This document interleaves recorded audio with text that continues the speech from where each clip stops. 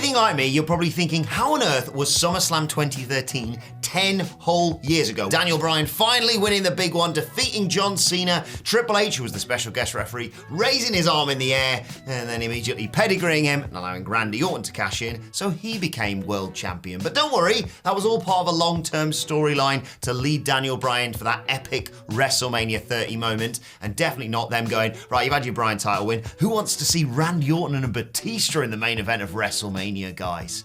Anyway, that's not what we're here for. SummerSlam 2013 WWE roster, where are they now? Number 19, Rob Van Dam. Back then, RVD was brought back into the fold as a sort of legacy attraction deemed perfect for mid-card title bouts, and that's exactly what he was doing here at SummerSlam, working the pre-show with Dean Ambrose for the US title. Nowadays, Rob is just a fully fledged legend, quite rightly being inducted into the WWE Hall of Fame in 2021. He popped up a while back to help with the WWE draft and try and make it slightly less dull, to be perfectly honest, and generally just living his best life. Good for you, Rob. Number 18, Dean Ambrose. A decade ago, Dean Ambrose was kind of considered the breakout star of The Shield due to his brilliant character work, his amazing abilities on the mic, his poise, his just overall buzz, basically. And he was US champion heading into SummerSlam 2013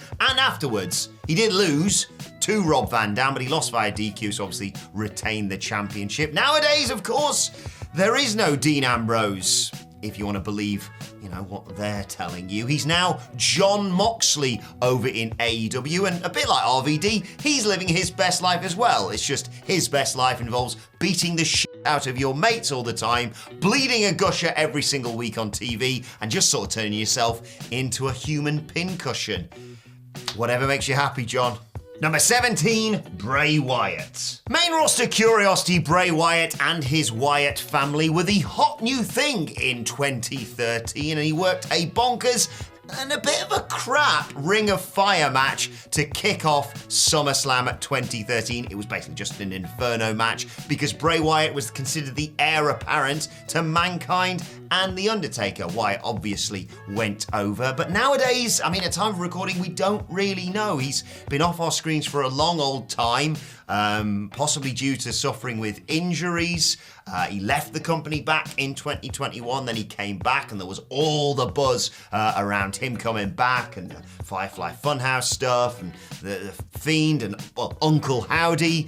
But as of right now, who knows what Bray Wyatt's position in WWE is? But we'll always have Mountain Dew pitch black. Number 16, Kane. Unfortunately for Canaanites, everywhere, the Big Red Machine wasn't exactly aging like a fine wine back in 2013. He was just sort of festering like a turd, but the higher-ups still liked him so much that they'd still occasionally just be like, sod it, put Kane on the pay-per-view. I suppose he might be a good foil for our new supernatural menace. But then again, it could be worse. You could be Kane in 2023, who's now Glenn Jacobs, mayor of Knox County, Tennessee, of course, and generally in politics, a bellend. So I'm going to stop talking about him now and just put up a picture of Blue Kane instead. That's better. Number 15, Cody Rhodes. Cody Rhodes still had main event potential when he faced Damien Sandow at SummerSlam 2013, but relatively soon after that, they gave him the Stardust gimmick. So he had to leave, obviously, and come and work for the biggest wrestling promotion against WWE. I'm talking of his time in WCPW, of course. You're welcome, AEW. We re-established him, and then, of course, he did pretty well in AEW, I suppose. And then he jumped back to WWE to be one of the biggest stars they've got, and failed to defeat Roman Reigns at WrestleMania 39, but hopefully be the guy who ends the Tribal Chief streak at WrestleMania 40 and finishes the story. Please, God. Number 14, Damien Sandow. Oh, this one stings a little bit. The intellectual savior Damien Sandow was on a high heading into SummerSlam 2013. He was Sir Money in the Bank after grabbing the briefcase at the previous pay-per-view and effectively was being considered as a future world champion. But he lost here against Cody Rhodes, and he lost a whole lot more in 2013 as well, including when he attempted to cash in the briefcase on John Cena, becoming the second person after Cena himself to fail a Money in the Bank cash-in. Oh dear. He retired from the wrestling business in June 2022 after carving out a great niche for himself outside of WWE in places like Impact, the NWA, on the Indies. Great character performer, and he's now trying his hand at acting, which I'm sure he's going to excel at because of, well, Mizdow was awesome. Number 13, Alberto Del Rio. Reigning World Heavyweight Champion and babyface hopeful ADR retained his title and toppled Christian at SummerSlam 2013 in a match that was generally fine, but is mainly remembered for ADR sporting a bit of a shiner that he apparently got after getting into a bar fight that weekend. WWE weren't bothered by that though and continued to push him as their top Mexican star. He then kind of went off the rails in terms of WWE. He left in late 2014 after a backstage altercation. He came back in 2016. He was gone the following year, and then all the controversy that came after that. He still wrestles sometimes and is a Spanish commentator for the UFC in 2023. Number 12. Christian. The perfect fodder in Vince McMahon's eyes to fail to defeat Alberto Del Rio in the mid-card match for the world title at SummerSlam. Look, Christian did have some world title success within WWE, it's just he usually got his by gozzing in Randy Orton's face or winning titles that no one really cared about, and even then they wouldn't let him be ECW champion on the last night, that bloody company. Nowadays, things are a lot better. Yes, they went a little bit awry for quite some time, but I'm pleased to report in 2023, Christian is wrestling again, and he is, I suppose, technically TNT champion at time of recording, although the belt should probably be around Luchasaurus's waist. Regardless, he's carved out a fantastic niche for himself in AEW, going after peoples whose dads are dead. Number 11, Natalya. Women's wrestling was very different a decade ago. This, of course, was pre-Revolution, so Natalya and Brie Bella had to settle for about 5 minutes of pay-per-view time, and they hoyed out like Naomi and Cameron out there with Natalya, and then Brie had Nikki Bella and Eva Marie. Yeah, it was a rubbish time to be a female wrestler back in 2013. Things are much better in 2023, and Natalya's still there. Moving on, no, I'm joking, of course. She's just an absolute ripper with Rhea Ripley and is a veteran of WWE. Good stuff. Number 10, Brie Bella. One half of WWE's top female acts in 2013, Brie and her sister Nikki helped bridge the gap between the old Divas days and the new revolution in female pro wrestling. Nowadays, she is, of course, retired from her business and don't call her Bella anymore. But she is doing lots of business ventures with her sister Nikki, and of course is married to Bryan Danielson, and appears to look back on her time within WWE with pride, as she should. Number 9, Brock Lesnar. Having returned to the company in 2012, Brock Lesnar had already re-established himself as one of the biggest stars in the company, always set for a big spot on big pay-per-views, and SummerSlam 2013 was no different, as he had an absolute banger of a match, the old Best versus Beast no DQ match with CM Punk. Nowadays, Brock Lesnar drives tractors at SummerSlam, usually to the ring to try and turn them over. Look, he is going to stay doing what he does, so as long as he damn pleases, because he's great. He's currently feuding with Cody Rhodes, and I assume they're going to fight at SummerSlam 2023. And quick word for Paul Heyman as well, who had worked with both guys. It was the whole, actually, I'm not with you, Punk, anymore. I'm going to go with Brock. He's now sidled up with the Tribal Chief. He's done pretty well for himself, Paul Heyman, it's fair to say. Number 8, CM Punk. The straight-edge superstar always was and always will be the kind of guy who kind of butts heads with the higher-up decision-makers within companies, and he was already, not very best pleased within WWE a long time prior to his loss to Brock Lesnar at SummerSlam. He'd be gone from the company within a few months. He'd go on a podcast, and that'd be interesting to say the least. He'd dabble his hand in MMA, which he was rubbish at, and he'd finally returned to the arena in 2021, joining All Elite Wrestling. Huge spike as a result for the company. He'd win a world title, then we'd have Brawl Out, and now he's back in AEW with his own show, basically, AEW Collision. Good, in my opinion. I like the punker. Number 7, Dolph Ziggler. 10 years ago, Dolph still wanted to break into the top-line mix within WWE, and I suppose as he is right now, was still considered one of the best workers within the company. and he was just sort of shunted into this mixed tag match because WWE thought, hey, I got one of them on the card. Let's put him and Caitlyn together to take on Big E, Langston, and AJ Lee. In 2023, he's still plugging away within WWE and still bumping ridiculously well for everyone. He is so dependable. I know that sounds like a backhanded compliment, but I thought his feud he had in NXT with Bron Breakker, where he became NXT champion briefly, really showcased the talents that he still brings to the table. Number 6, Caitlyn. One of very few who made it out alive from the original incarnation of NXT. There were high hopes for Caitlyn on the main roster as the sort of top female babyface. This SummerSlam match was kind of meant to be a part of that next step. And yet within a year of SummerSlam 2013, she had quit the company, quit the business. She retired. She came out of retirement in 2018, did some stuff on the indies, but I think she just prefers doing other business ventures now. And judging by her on social media, she seems to be having a great time.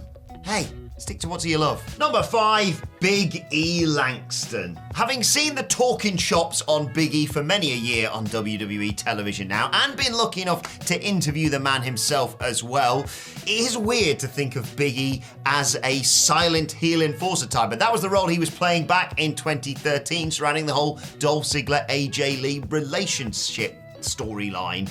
Following that, he went and joined the New Day and won absolutely everything. I don't think there's many better factions ever in history than the New Day. Big E won tag gold on multiple occasions. He became WWE champion and then unfortunately lost that championship because of shenanigans around the other world championship match at day one. Sorry, Big E. Had a horrific injury and at time of recording is still recovering from it. Get well soon from neck surgery, Big E. He's a man genuinely I would consider a friend in this business, and once he's ready, everyone is going to be cheering when he returns to a wrestling ring. Number 4, AJ Lee. Most wrestling fans, myself included, expected AJ Lee to be around for many, many years to come following her performances leading up to SummerSlam 2013. Yes, she was on the heel side of things here in this weird mixed tag, but you could all see the potential in AJ Lee, and we've been seeing it for years anyway. But no, she'd be gone from the industry by 2015. She'd retire, she'd launch her own business, try some acting work. She's now, of course, involved in Women of Wrestling as a producer and commentator. And let's not forget, she's Mrs. CM Punk as well. Please, AJ, just one more match. Number 3, Daniel Bryan. WWE's B-plus player defied WWE's very real expectations of him by capturing everyone's hearts on the road to SummerSlam 2013. Technically proficient, just a sensational babyface, Daniel Bryan made his dream come true by winning the world title in the main event of SummerSlam for a whole 2 minutes until Randy Orton cashed in on him. More in a second. After that, it was a real roller coaster of a decade. He did win the big one again, of course, in a brilliant WrestleMania 30 performance, defeating Triple H in the opener and then facing Randy Orton and Batista in a triple threat in the main event. Just all of your dreams coming true, and then all of your nightmares happening following that as he was forced to seemingly retire from the industry for good. But no, he came back. If you fight for your dreams will fight for you. He did everything he wanted to do again in WWE. He had a brilliant heel run in there as well. And then he jumped over to AEW, where now he's just having fun with his mates. He's in Blackpool Combat Club. He's injured right now. He's great on commentary even when he is injured. I think he broke his arm about 10 minutes into the match with Okada and still just nailed that performance at Forbidden Door, and more to come for him. Just happy to have him around. I love you, Daniel Bryan. Number 2, John Cena. Still WWE's poster boy back in 2013, hence why Daniel Bryan had to go over him. He didn't go anywhere for a long time following SummerSlam 2013 because, well, he's John Cena and WWE bloody love him. Nowadays, though, he's in Hollywood. Well, actually, no, that's not fair. He's in Hollywood. He's the nicest guy in wrestling, and I do kind of feel bad for having a go at him back a decade or so ago for just always being there, because he just loves it. He loves all of this, clearly. And now he pops up occasionally in WWE to put over the likes of Roman Reigns or, of course, Austin Theory at WrestleMania 39. And then he's just popped up at Money in the Bank to tease us with a potential WrestleMania here in the UK. Oh, you cheeky bastard, John. Quick word on the special guest referee, of course. Triple H refereed this match, and then there was the whole authority thing, as I mentioned, with Daniel Bryan at WrestleMania 30 later on. And nowadays, Triple H is the reason that WWE's good again. Off Vince. Number 1, Randy Orton. Yes, the guy who broke all of our hearts 10 years ago by cashing in on Daniel Bryan after it seemed like it was just going to be a nice tease of potentially something in the future. No, as I mentioned, Triple H went, right, that's enough of Daniel Bryan as world champion. Pedigree for you. In comes Randy Orton, wins the title in like a 6-second match because he just had to lay down effectively. And yes, set up a road to WrestleMania 30 that WWE definitely had in mind from the moment this happened, and not in like February when they went, people don't really like Batista as much as we thought they were going to. Nowadays, he's been missing from WWE for quite some time with some serious injuries, and there's a question mark as to whether he will ever wrestle again. Again, another person a bit like John Cena who my perspective has changed on over the years, someone who I just thought, oh, go away in 2013, has evolved into this veteran of WWE who had a really enjoyable run and didn't quite finish the story with Matt Riddle as part of RK Bro. We've seen a real new side to him in recent years of WWE, and I hope we will see him back in a wrestling ring sooner rather than later.